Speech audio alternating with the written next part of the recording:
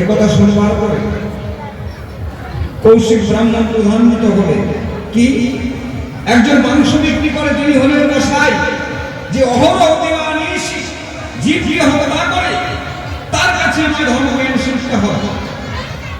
তথাপিও নিঃসংকোচে চলে গেলেন মিথিলায়। দেখলেন সত্যি তো মাংস বিক্রি করে। তুমি কি মাংস বিক্রি করো? হ্যাঁ বলি, আমি মাংস বিক্রি করি, তবে মাংস খাই না। এই মাংস বিক্রি করো কেন? বলে মাংস বিক্রি করে যাহা অর্থ উপার্জন হয় তাই দিয়ে আমি আমার গৃহদেবতার সেবা লাগাই। গৃহদেবতা কোথায়? তোমার গৃহদেবতা আমি দেখতে চাই। বলে যদি দেখতেই হয় মুনিবর ক্ষণকাল অপেক্ষা করো, আমার বিক্রি হয়ে গেলেই গৃহদেবতাকে দেখাতে পারবে।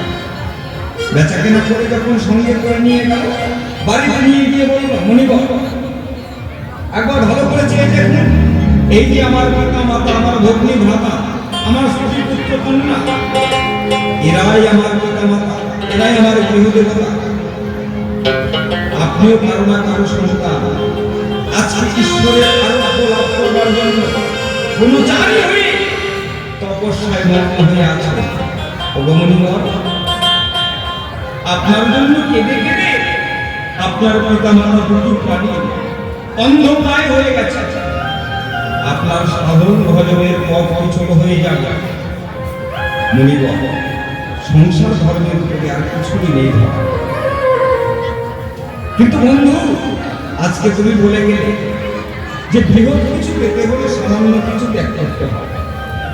তাই আমার এই দেহটা, মাটির দেহটাকে সোনায় পরিণত করবার জন্য আমি গুরুর চরণে শরণাপন্ন হয়েছি। জগতে যারা মায়াবদ্ধ জীব, তাহলে বন্ধু তাদের প্রতি থাকতে হবে। সকলেই তো তোমার মধ্যে এগিয়ে হয়ে সন্ন্যাস মন্ত্র গ্রহণ করে সকলেই তো সংসার ত্যাগ করে যেতে পারে না। তাহলে মায়াবদ্ধ জীব যাবে, তাদের প্রতিটা কি হবে? সেই জায়গায় দাঁড়িয়ে আজকে আমরা দুই বন্ধু মিলে একটু মিলন মোহনায় যাই। জয় গুরু।